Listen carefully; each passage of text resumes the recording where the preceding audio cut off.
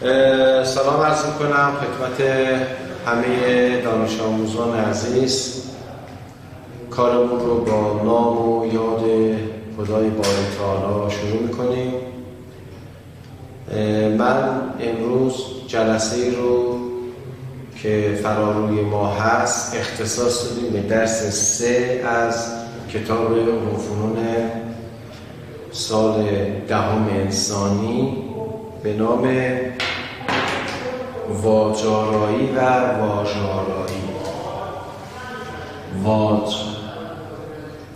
واج‌آرایی و واژه‌آرایی. نام درس سوم واج‌آرایی و واژه‌آرایی است. من قبل از اینکه به درس وارد بشم خیلی دوست دارم در رابطه با واج با هم یک صحبت‌هایی رو داشته باشیم. بچه‌ها، واج در واقع نمود آوایی زبان است و با حرف فرق داره. حرف نمود نوشتاری زبان است ولی واج نمود آوایی زبان است. این یه مطلب. پس اگر واج رو بخواید تعریف کنیم آوایی زبان است، حرف نمود نوشتاری زبان است. من دلیل چیز ساده، یعنی اگر شما حرف ت رو که می‌نویسید در واج 2 تا واج هست که در واقع فون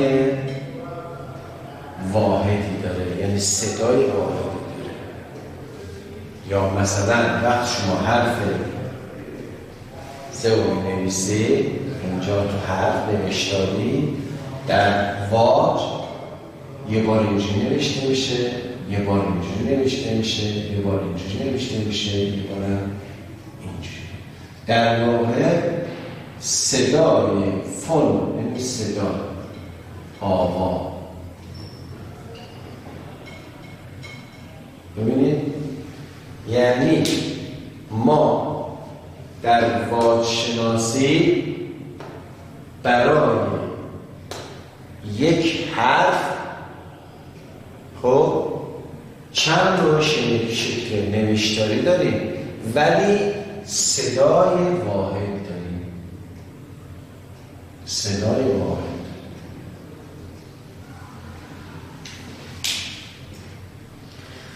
لذا من میخوام یک کمی این موضوع رو بازتر بکنیم که اصلا چجوری هست. مثلا واج خودش یک تقسیم بندی داره، اونا رو بیان بکنیم و بیشتر قصد ما این جلسه اینه که بیشتر با واج شناسی و واج آشنا بشیم. بچه‌ها، عرض اینجاست که واج از نظر زبانشناسی 2 نوع تقسیم بندیش 2 جوره: بی صدا و صدادار. بی صدا و صدادار. این واژهای بی صدا تو انگلیسی میگن چی؟ voiceless. voiceless.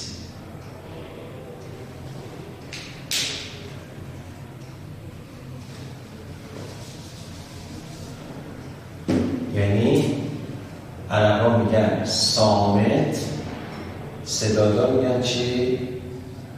مصمت. voiceless.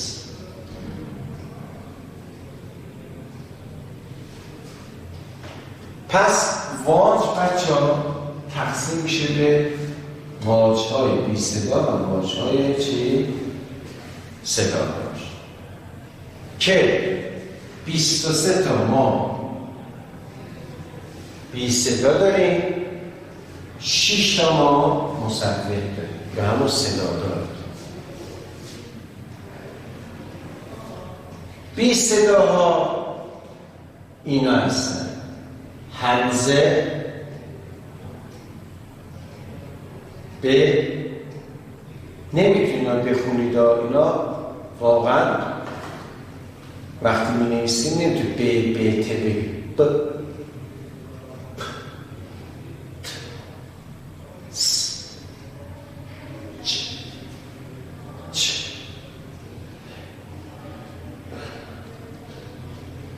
می‌بینید ز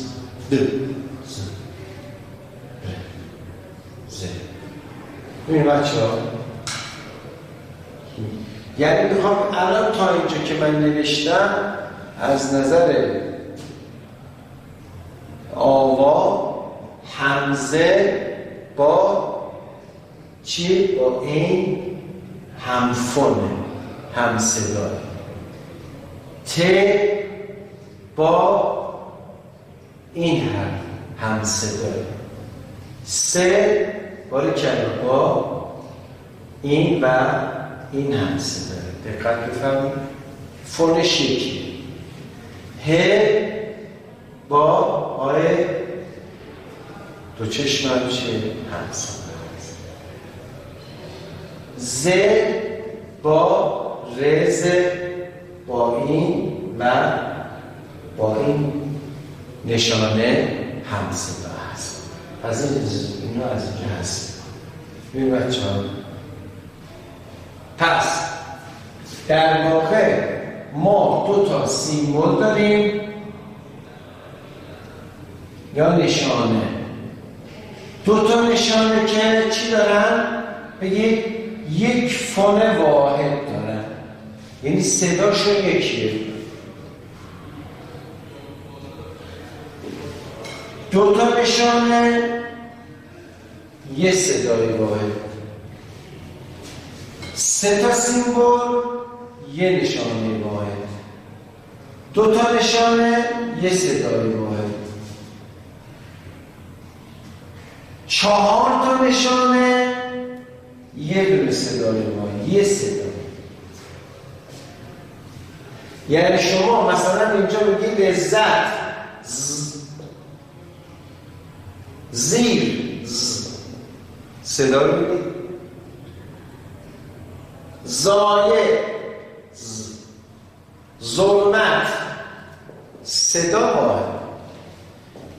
شکل نوشتاری فرق میکنه، ولی چون واج نمود آوایی زمانه فون، یعنی به فون ربط داره، 4 نوع نوشتار داریم. 2 نوع نوشتار، ببینید هیچ کدومش در واقع از حرف و خط و رسم یکی نیستن، ولی صداشون واحد. این یعنی همون واژه دیگه. پس در ادامه ز، ر، ژ، سین رو نوشتیم شین، ت رو نوشتیم، ز رو نوشتیم، خب ای رو نوشتیم. ای با چیه؟ با قافه. یعنی اینا دو نوع سیمبل داریم، دو نوع نشانه داریم، ولی صدای واحد داریم. ف، گ، ک، لام، میم، نون، وا، ه رو نوشتیم یه. یعنی وقتی نشانه ها رو می نویسیم، بعضی نشانه ها نشانه هم صدایی ندارن، یعنی ب واحده، پ واحده، جیم واحده، چه واحده، خ، تا، ژ، شین، ف، گ، کاف، دال، میم، نون، واو. اینا یک نشانه بیشتر ندارن، یه سیمبل دارن. ولی واژه‌های صامت‌های مثل این دوتا یه صدا، این دوتا یه صدا، این دوتا، این 4 تا، این دوتا. درجه 1 2 3 4 5 6 تا از صامت‌های ما صدا و فون واحد داره. خب حالا من اگه اجازه بدی من اینا رو به صورت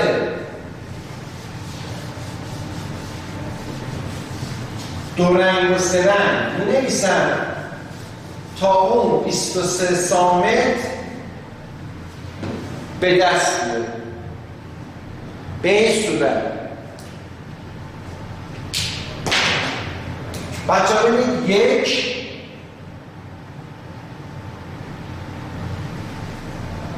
چی بود؟ صدای واحد. دو نداره. سه نداره. چهار تچ بچه داره باری کرده. احسن. پس دو نشانه یه واجه صدا میشه چون یک صدا داره.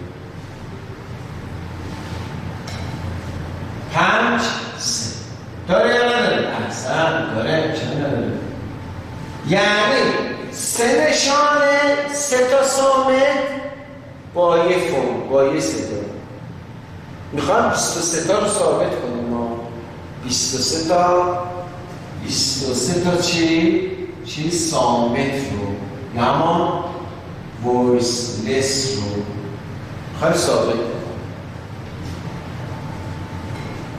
6 7 8 9 10 تا جی چه ه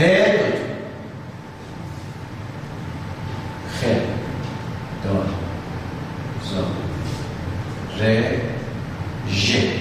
درست بچه ها؟ زیر چند تا داریم؟ آفرین. اینا داریم زیر 4 سیمبل 4 تا نشانه با فون واحد. پس یه واژه حساب میشه. یه واژه حساب میشه. خب 11 12 13 14 این چه بچه ها؟ آره کلا این با این سه نشانه با یه واژه 15 16 17 18 19 20. خب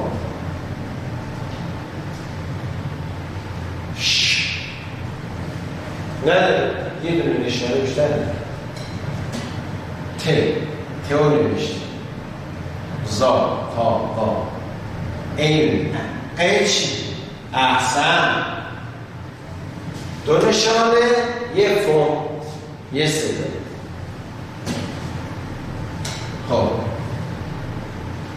ف ک گ لا میم نون وا یه. ببینید بچه ها 21 22 23 باید 23 تا باشه. یک ش اضافه بود. خب 1 2 3 4 5 6 7 8 9 10 11 12 13 14 15 16 17 18 19 20 21 22 23. خب این ف ک کاف کاف لام میم نون وا ه رو که نوشتیم. خب کدومش اضافه است؟ بذار من اینا رو انجام میدم. گروه 1 گروه 2 گروه 3 گروه 4 گروه 5 گروه 6. خب 3 شین غ قاف یه او داریم، سه او داریم، سین اضافه است. بچه اینجا ما سه او بردیم. ببینید پس ما اینجا رو چی حذف میکنیم؟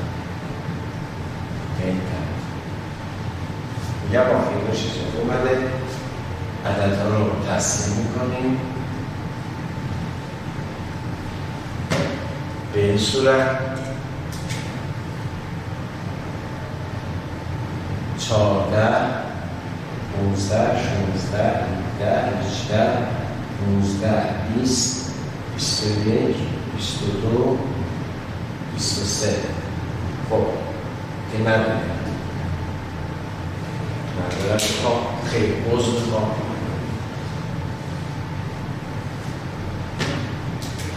14 15 16 17 18 19 20 21 22 و 23 ببین بچه ها این هم میشه گروه 6 بچه ها ببینید 1 2 3 4 5 6 7 8 9 10 11 12 13 14 15 16 22 23 24 25 26 27 28 31 ما 32 تا سامت داریم 32 تا چی داریم؟ سامت درسته؟ نشانه من میگم سیمبول این 32 تا ما چی داریم؟ نشانه داریم ولی بچه ها ببینید 2 سامت یک واژه حساب میشه یعنی ما دوتا رو یه دونه حساب کردیم این دوتا رو یه دونه حساب کردیم سه تا رو یه دونه حساب کردیم دوباره دوتا رو یه دونه حساب کردیم 4 تا رو یه واژه حساب کردیم دوباره دوتا رو یعنی این در واقع دوتا نشانه یه واژه یه واژه با دو نشانه یه واژه سه نشانه یه واژه با دو نشانه یه واژه بدون نشانه 4 نشانه یه بار نداریم دوباره 2 نشانه با یه بار و مابند پس ثابت کردیم که ما 23 تا چی داریم؟ سامت داریم بی صدا یعنی شما نمیتونید تلفظ بکنید اصلا بی صدا هستن یعنی شما نمیتونید بهش بگید پ پ پو ب ب هو ج ج جو چه چه اصلا یا چا چی جا جو نمیتونید به خاطر اینا سامتن خب تا اینجا من در اینجا نشون دادم که این جریان 23 تا سامت چیه و قشنگ براتون اینجا توضیح دادم و اینجا یه اشتباه صورت گرفت که ما اصلاحش کردیم خب تا اینجا برای اینکه این واژه‌های سامت تلفظ بشن ما به مثبت نیاز داریم پس اگر ما به این 23 6 تا مثبت اضافه کنیم میشه 29 واژه ما مجموعاً 29 تا واژه داریم که از این 29 واژه 23 تاش سامته که نشون دادیم 6 تاش مثبته که مجموع این دو میشه چی 29 واژه ما الان اینجا 23 تا ثابت رو براتون اینا گروه چرا قرمز نوشته بخاطر اینکه اینا گروه ششگانه نرفتن دو نشانه یه صدا دو نشانه یه صدای واحد سه نشانه یه صدای واحد دو نشانه یک صدای واحد 4 نشانه یک صدای واحد 2 نشانه یک صدای واحد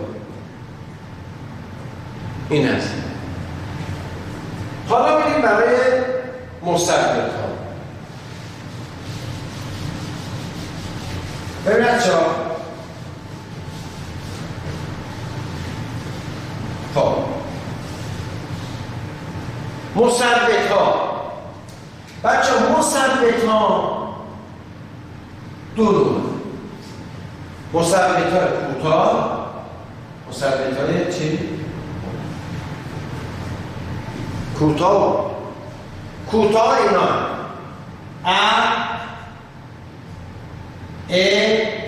او او ای او، یعنی در واقع اینجوری فونوتیکش اینه ای او، فونوتیکش اینه. این میشه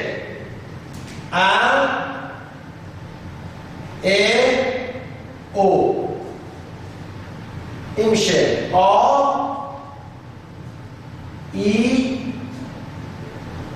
او.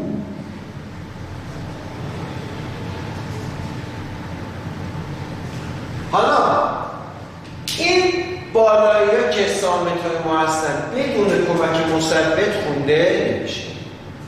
یعنی شما اگه میخواید یک از اون سامت رو بخونید، مثلا اینو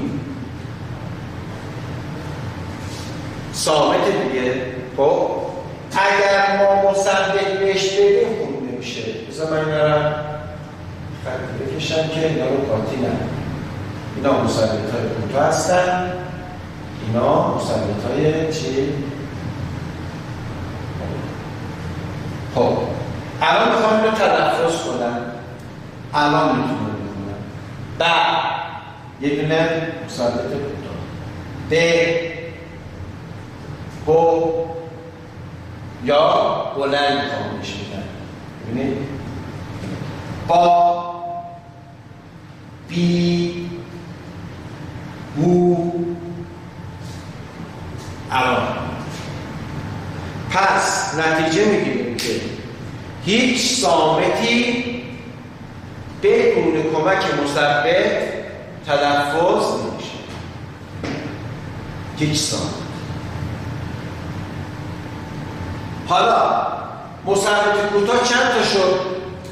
1 2 3. مثبت بلند چند تا شد؟ 3 تا. 3 4 5 6. این 6 تا میاد اینجا. مجموع واژه‌های ما با این 6 تا مثبتی که ما اینجا بهتون نشون دادیم، 1 2 3 4 5 6، با این 6 تا مجموع واژه‌های ما میشه 29 تا واژه که تقسیم شده به 23 تا صامت داریم و 6 تا مثبت کوتاه و بلند. و عرض کردم که هیچ صامتی، هیچ یک از اینا بدون کمک مثبت خونده نمیشه. این تا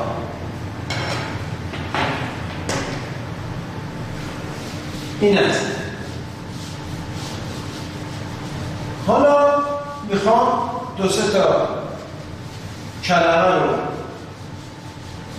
تمرین میکنیم که ببینیم نقش واژ در واژه چه هستش. واژ باعث تغییر معنا میشه بچه‌ها. واژ باعث تغییر معنا میشه.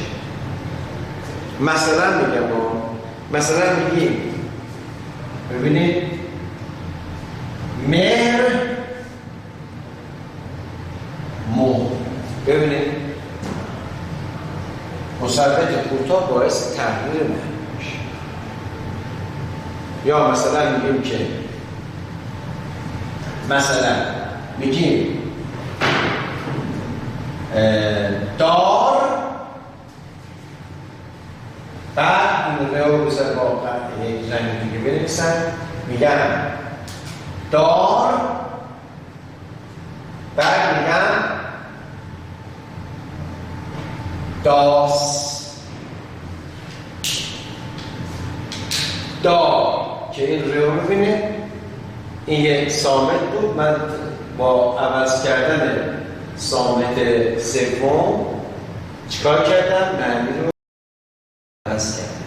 پس واج باعث تغییر معنی در واژه میشه. خب این هم یه موضوعی که میخوام بگم اینه که بچه‌ها در واج‌آرایی در نظر داشته باشیم که چون درس ما واج‌آرایی و واژه‌آرایی بود، یکی از مهمترین بحث‌ها در واج‌آرایی اون حس شنوایی ماست و ما بایستی وقتی شعر رو می‌خونیم احساس بکنیم که کدام واج صامت یا مصرف فرق کدام واج‌ها به گوش ما بیشتر برخورد میکنه و میشنویم. مثلا میگم من رو می‌نویسم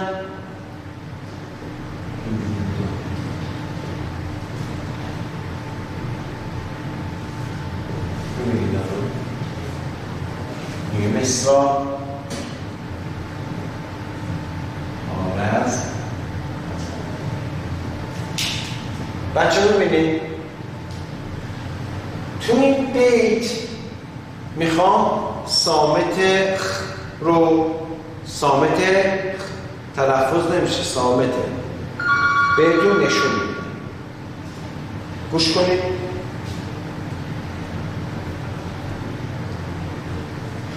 میگه خیزید و خزاری که هنگام خزان است، باد خنک از جانب خوارزم وزان است. خیزید و خزاری که هنگام خزان است، باد خنک از جانب خوارزم وزان است. خیال داره نجوا میگه به گوش میرسه. ما به این میگیم واج‌آرایی صامت. در این بیت واج‌آرایی بیشتر به گوش میرسه. کدوم واج؟ یا من با یه رنگ دیگه این زه ها رو در میارم،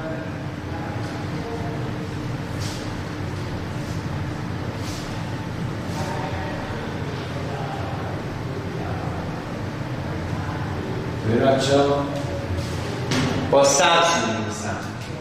خیزید و خزاری که هنگام خزان است، باد خنک از جانب خوارزم وزان است. یعنی واج‌آرایی 1 2 3 4 5 6 بار واج‌آرایی صامته. آره کلمه شما گفتید بیشتر. ببینید چه زیباست.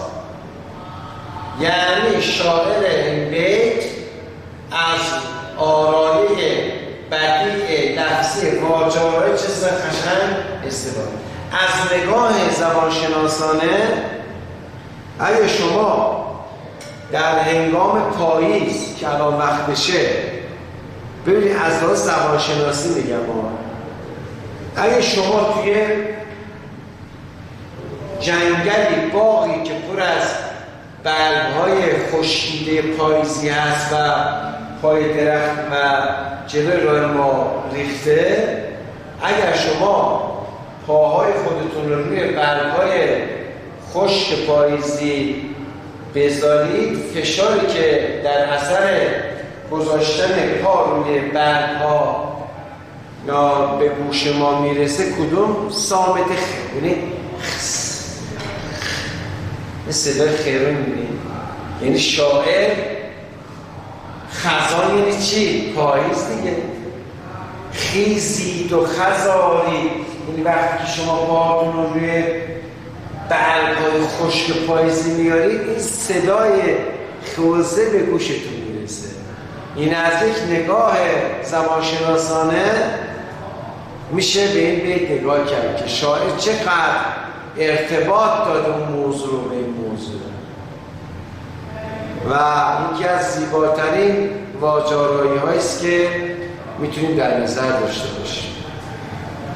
پس اون بحث واج که من عرض کردم تقسیم میشد به صامت و مصور که در درس‌های بعدی که بخوایم انشاءالله در رابطه با تخته جای صحبت بکنیم اونجا هم به درد ما میخوره، اینجا هم به درد ما خورد که ما اینجا دو تا صامت و ز رو داریم واجارایش رو با کمک در واقع نگاه زبانشناسان به موضوع داریم نگاه میکنیم و ازش لذت میبریم. خب همانطور که میبینیم اونی که به گوش ما پیش ببینید اینجا صامت های دیگه هم داشتیم مثلا میم، نون، ببینید هنگام، خزان، نون، جانه، لزان داشتیم، ولی در واجارایی اونی که ملاک ما هست در تعیین آرایی واجارایی خواهش که از همتون اینه که اونی که گوش ما بیشتر احساس لذت میبره ملاک واجارایی است، نه اون نگاه و حس بینایی. یعنی اون واجه، اون صامته یا اون مثبته وقتی که داریم شعر رو قرائت میکنیم و میخونیم در حین خوندن اون واج بیشتر گوش ما رو نوازش میکنه. اون واجاراییه. خیزید و خزارید که هنگام خزان است، باد خنک از جانب خارز وزان است. یعنی ذوقه است که بیشتر نجوا میکنه و لذت شعر خوندن رو به من میرسونه و من احساس لذت میکنم. پس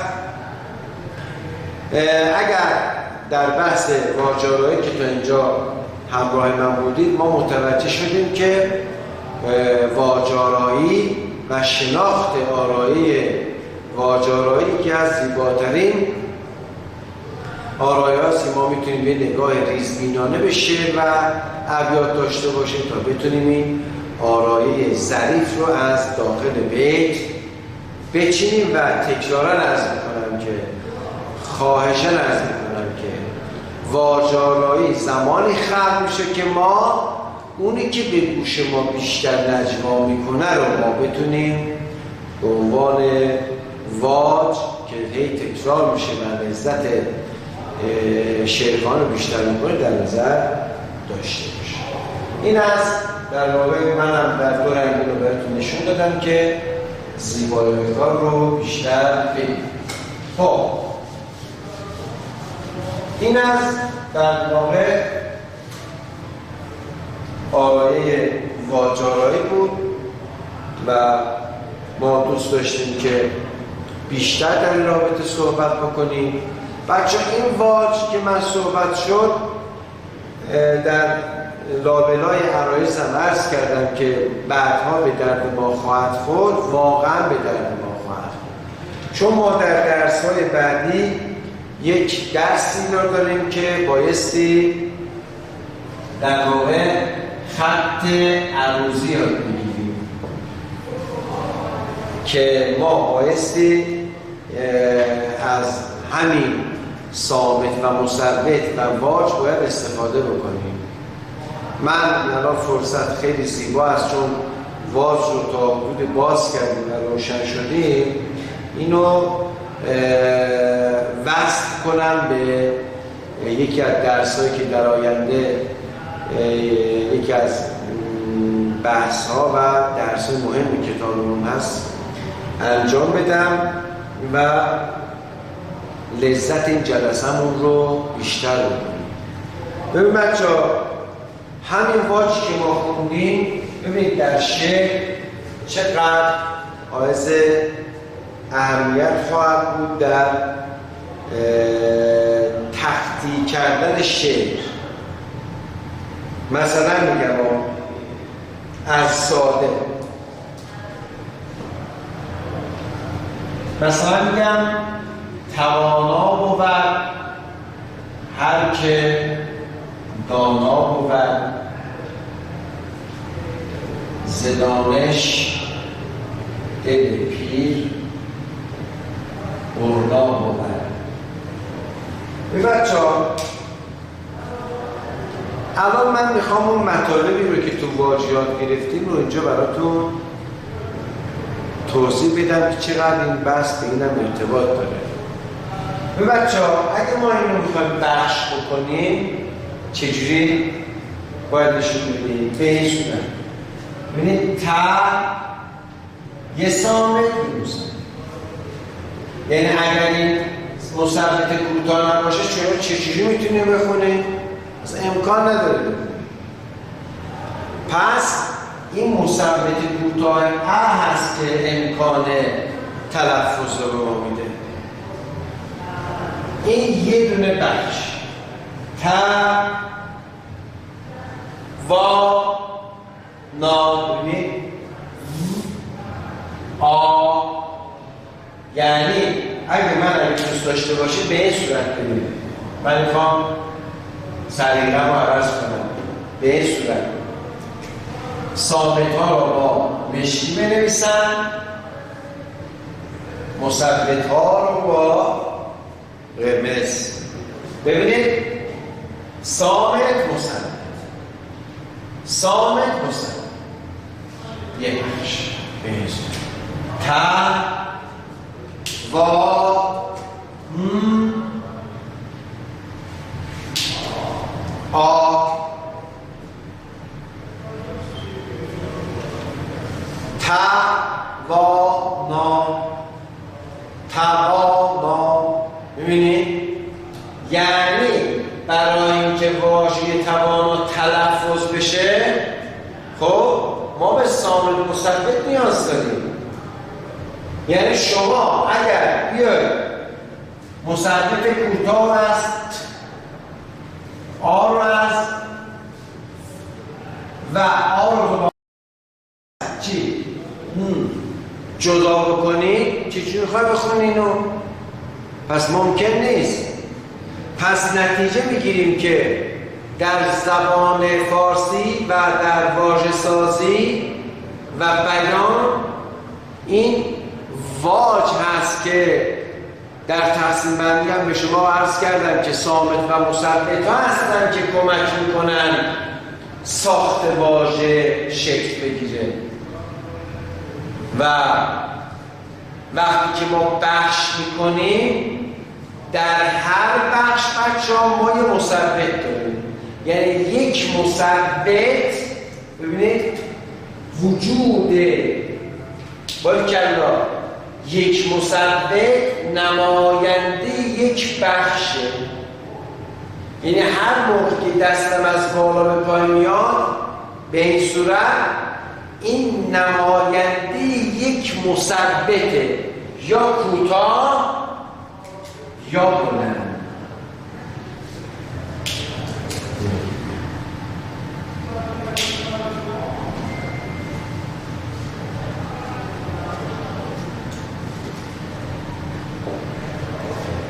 پس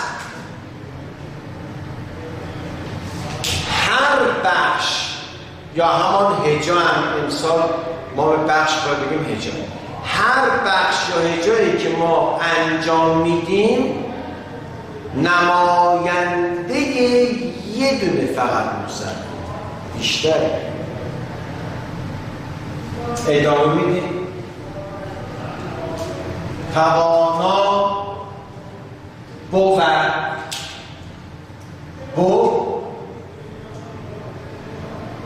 و ببینید و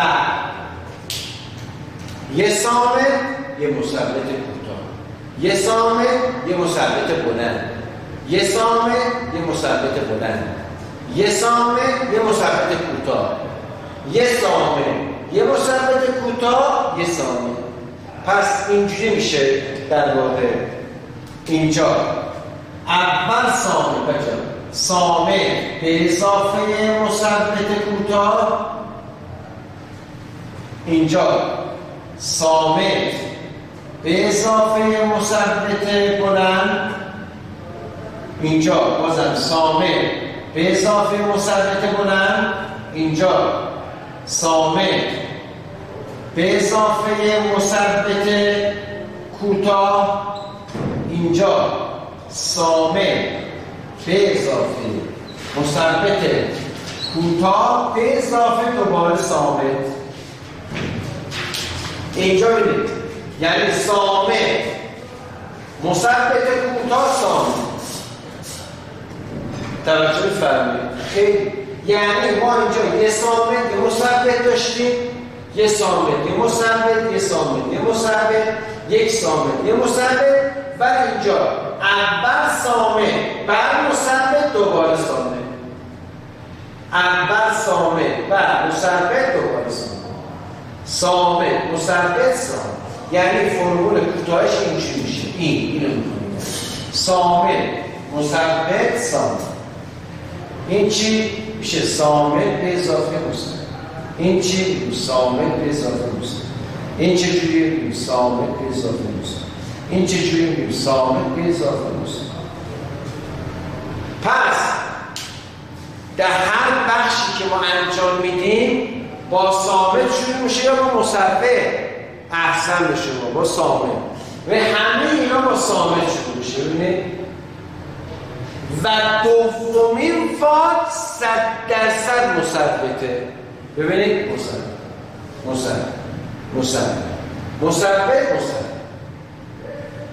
و اگر چون شکلی داشته باشه سومیش 100% صامته، 100% شک نکنید. پس اون واجی که من به شما عرض کردم که تقسیم میشه به صامت و مثبت اینجا به درد ما و در زبان فارسی این واژها هستند که برای واژه سازی به کمک اون عزیزان میان که واژه رو برای ما بروز میکنن. مثلا میان برای کامپیوتر واژه امروزی چی درست میکنن؟ میگن رایانه.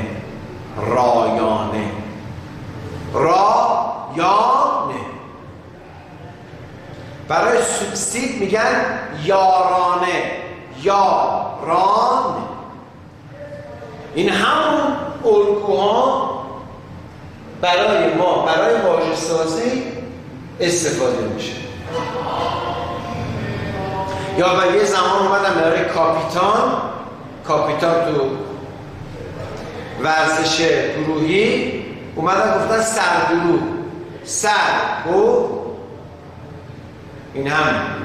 این واژه سازی همونجا میشه. خب توانا بود، توانا بود، هر که دانا بود، ز دانش دل پیر، این کشیده است تا انشاءالله بعد برنا بود.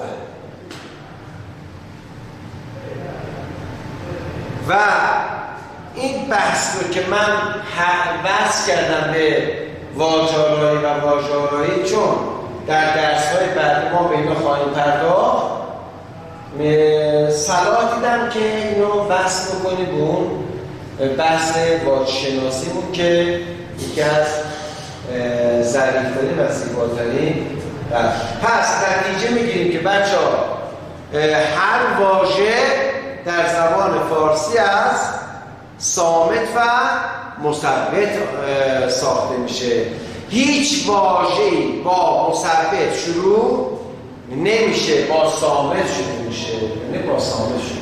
و دومین واژ همیشه مثبته، چه کوتاه چه بلند، چه کوتاه چه بلند. و سومین واژ همیشه صامته، پس میشه صامت مثبت صامت. این هر بخش که دستم میاد پایین یا صامت مثبته یا صامت مثبت صامته. بعضی وقتا صامت مثبت صامت میشه. این 4 تایی هم داره. مثال میزنم، مثلا میگم گفت. وقتی ما میخوایم گفت رو بخش کنیم دستم یک بار میاد. ببین گفت، گفت درسته یه بخشه دیگه. خب الان میگم گفت که یه بخشه. ببینید چند تا واژه داره. ببینید صامت، مثبت کوتاه، صامت. چطوره؟ ببین صامت، مثبت کوتاه، صامت.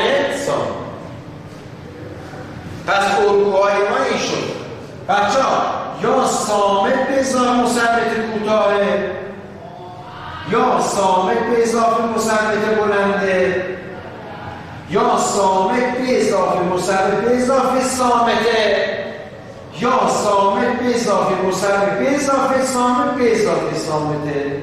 این الگوی اجرایی است. مثال هم داریم میزنید. مثلا صامت به اضافه مثبت کوتاه بگو بند. صامت به اضافه مثبت بلند با.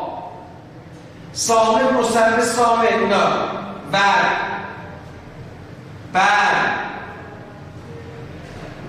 متوجه؟ صامت مثبت صامت گفت. برد. مثلا برد پ او ر ببینید پ او ر ت. صامت مثبت کوتاه صامت پ آ با دستمی بالا می‌کنیم. پ دستمی بالا.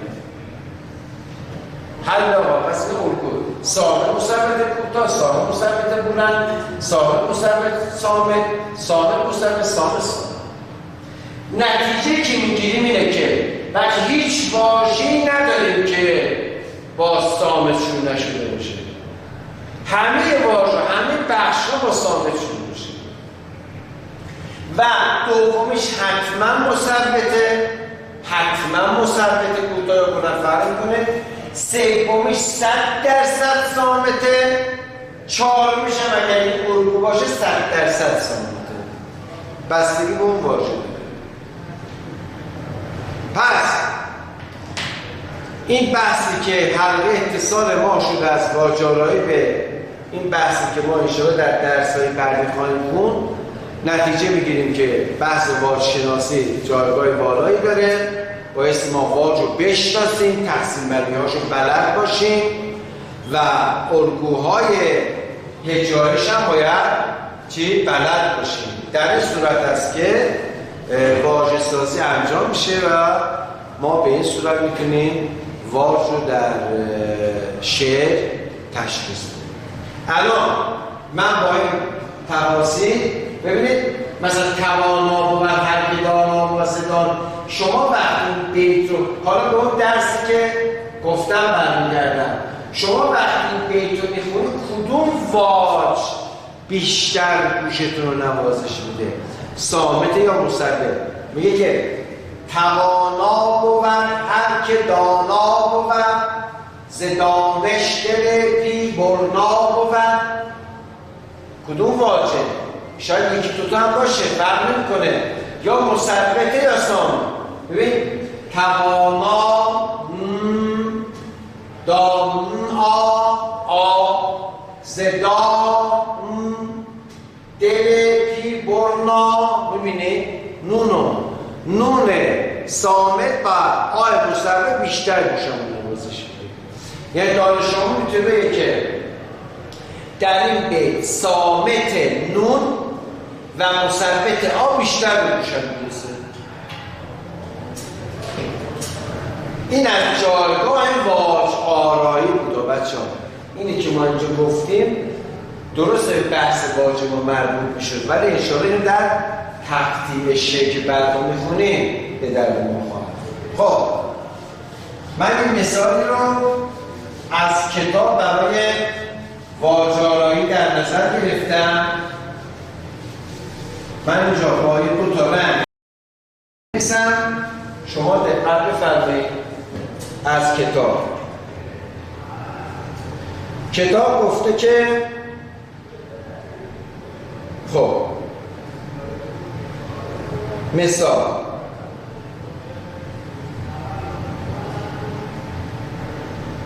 میرم خود ارزیابی. کتاب بچه اینا مثال آورده، گفته که سررابی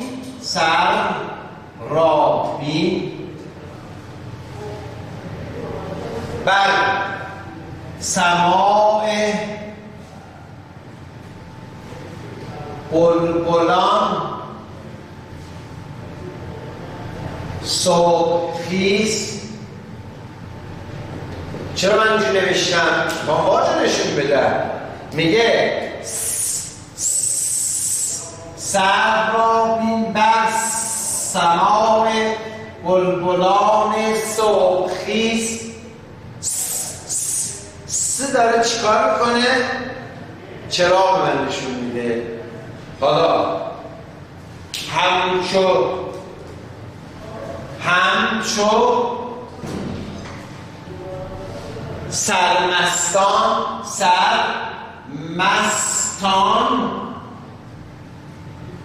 به بستان پایکوب و دست زن. حالا ببینید همچو ببینید همچو سرمستان به بستان نقطه شدن رفته به بستان پایکوب و ببینید سینا رو یه اونی که به گوشم نجوا میکنه سامت سینه. ببینید سررابی بر سماع بلبلان صبحخیز. یادتون باشه گفتم سین و سه و این سه درسته، سه تا سیمبل سه تا نشانه هستن، ولی فونشون یعنی چی؟ صداشون واحده.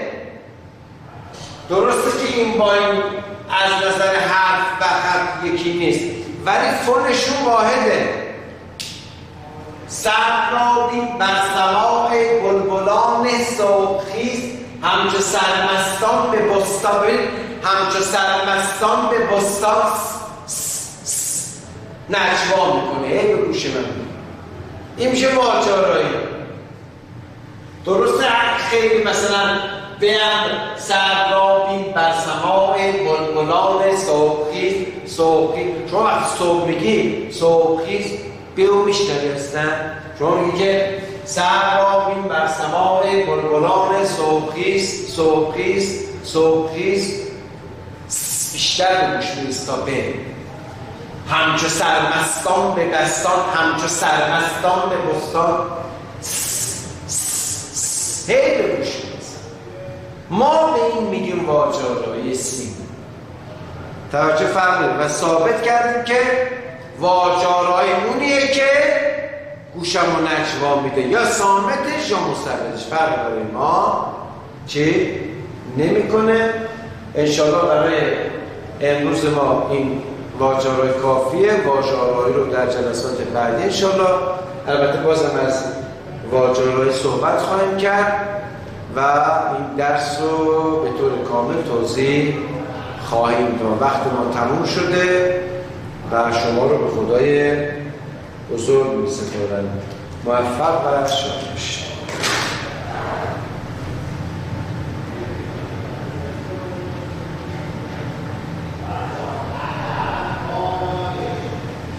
خب شما خوب برید. حالا اومد شما